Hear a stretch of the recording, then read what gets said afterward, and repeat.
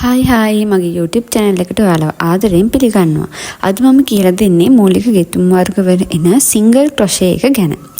මම ඒකට apple wool ball එකකුත් millimeter 2.5 crochet hook එකකුත් තමයි අරන් තියෙන්නේ. කලින් පාඩමේ කියලා දුන්න විදිහට chain stitch එකක් ගොතා ගන්න ඕනේ. ඒ කියන්නේ දම් වලක් ගොතා ගන්න. චේන් ස්ටිච් එක කරන විදිහ නොබලපු කෙනෙක් ඉන්නව නම් එයාට බලන්න අවශ්‍ය නම් පහළ ඩිස්ක්‍රිප්ෂන් බොක්ස් එකේ ලින්ක් එක දාලා තියෙනවා ගිහින් බලන්න පුළුවන්. ඒ වීඩියෝ එකේ මම මූලික ගෙතුම් ගැනත් ක්‍රොෂෙට් යාන් වර්ග, ක්‍රොෂෙට් හුක් ඊට පස්සේ මේ දේවල් භාවිතා කරන්නේ කොහොමද, ගෙතුම් කටු අල්ල ගන්න විදිහ මේ දේවල් ගැන පැහැදිලි කරලා තියෙනවා. ඒ වගේම චේන් ස්ටිච් එක කරනකොට අපට අවශ්‍ය දම්වැල් පුරුක් ගන්නට වඩා එක දම්වැල් පුරුකක් වැඩියෙන් ගොතා ගන්න කිව්ව මම ඔයාලට මතකද? සිංගල් ක්‍රොෂේ වලදීත් ඒ විදිහටමයි. හේතුව මම කියලා දෙන්නම් ඔයාලට ඉස්සරහදී. චේන් ස්ටිච් ටික දැන් ඔයාලා ගොතලා ඉවර වුණාට පස්සේ ගෙතුම් කටුව තියෙන ලූප් එකේ ඉඳලා දෙවන ලූප් එක තියෙනවනේ. ඒ කියන්නේ එක ලූප් එකක් ළඟම තියෙන ලූප් එක අතාරින්න ඊළඟට දෙවෙනියට තියෙන ලූප් එක ඇතුලෙන් තමයි අපි ගෙතුම් කටුව දාන්න ඕනේ. ඊට පස්සේ යාන් එක කටුවේ පටලවලා ඇදලා ගන්න. දැන් කටුවේ ලූප් දෙකක් තියෙනවා. නැවත යාන් එක කටුවේ පටලවලා මේ ලූප් දෙකම ඇතුලින් ඇදලා ගන්න. කියන එක පැහැදිලි නැත්නම් මේ මම කරන එක දිහා හොඳට බලන්න. එතකොට ඔයාලට තේරෙයි. අපැහැදිලි දෙයක් තියෙනවා නම් කමෙන්ට් එකක් දාලා අහන්න. අපි වැඩියෙන් චේන් එකක් ගෙතුවට හේතුව තමයි අපි ආපස්සට ගොතාගෙන එද්දී එක දම්වැල් පුරුකක් අපි අතෑරියානේ. අන්න ඒ දම්වැල් පුරුකෙන් තමයි සිංගල් ක්‍රොෂේ එකේ උස නිර්මාණය කරගන්නේ. දැන් අපි දිගටම මේ විදිහට කන්ටිනියු කරගෙන ඉස්සරහට යන්. දැන් ඉස්සෙල්ලාම පටන් ගන්නකොට අපි එකක් අතෑරියානේ.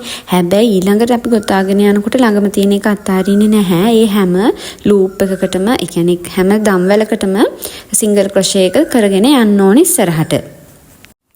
ළඟම තියෙන ලූප් එකට ගෙතුම් කටුව දානවා, කටුව යාන් එකේ පටලව ගන්නවා, ඊට පස්සේ හිමින් සැරේ ඇදලා ගන්නවා, ඊට පස්සේ ලූප් දෙකක් දැන් කටුවේ තියෙනවා, ඊට පස්සේ නැවතත් හිමින් සීරුවේ නූල කටුවේ පටලවගෙන ඇදලා ගන්නවා.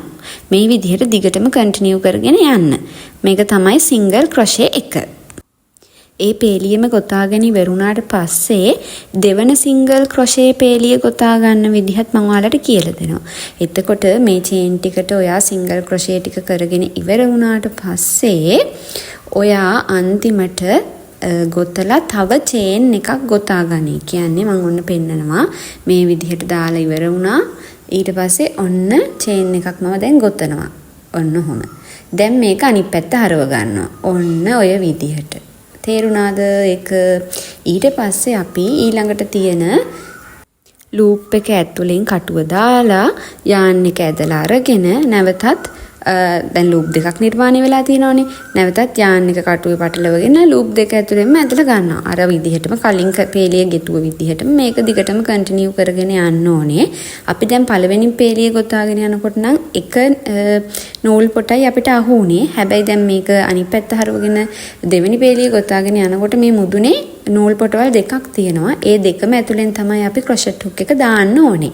ඒ වගේ තැන් අපැහැදිලි දෙයක් තියෙනවා නම් කමෙන්ට් කරන්න. ඒ වගේම ඔයාලට වීඩියෝස් මොනවා හරි අරන් එන්න ඕනේ කියලා හිතෙන දේවල් තියෙනවා නම් කමෙන්ට් කරන්න. මම ඉස්සරහට වීඩියෝස් අරගෙන එන්නම්. ගෙතුම් කලාවට අලුත්ම කෙනෙක්ට මම මේ කියන සමහර වචන බර වැඩි වෙන්න පුළුවන්, නොතේරෙන්න පුළුවන්. ඒ නිසා කියන වචන ගැන වැඩි හිතන්න එපා.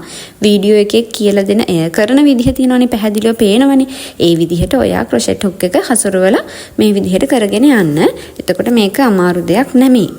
මේ විදිහට ඔයාට දිගටම සිංගල් ක්‍රොෂේ කරන්න පුළුවන්. ඔයාට කැමති ප්‍රමාණයක් වෙනකන් ඔයාට මේක යොදාගෙන ෂෝල් එකක් වගේ ගොතා ගන්නත් පුළුවන්. ඒ කියන්නේ ෂෝල් එකේ පළල ඉස්සෙල්ලාම ගොතාගෙන චේන් ගන්න. ඊට පස්සේ දිගටම සිංගල් ක්‍රොෂේ කන්ටිනියු කරගෙන යන්න අවශ්‍ය දිග එනකම්. එහෙම කරගෙන යන්නත් පුළුවන්.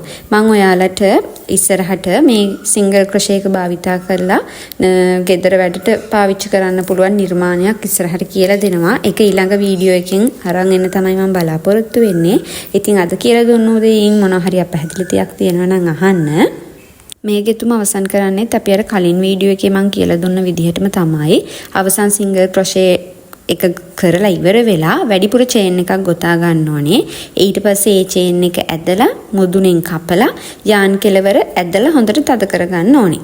ඒ විදිහට තමයි මේක අවසන් කරන්නේ. ඊට පස්සේ යාන් එකේ කෙලවරට ඉදිකටුවක් අමුණලා අපිට ඒක සංගව ගන්න පුළුවන්. ඒක කරන විදිහ මම ඉදිරි පාඩම් වලදී ඔයාලට කියලා දෙනවා. ඉතින් දැනට ඔයා මේ සිංගල් ක්‍රොෂේ එක හොඳට ප්‍රැක්ටිස් කරන්න.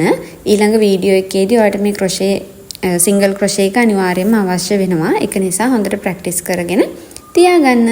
එහෙනම් අලුත් වීඩියෝ එකකින් ආය හම්බ වෙනකන් මම ගිහින් එන්නම්. ඔයාලා සතුටින් පරිස්සමින් ඉන්න. ආදරේ හැමෝටම මාව subscribe කරන්න.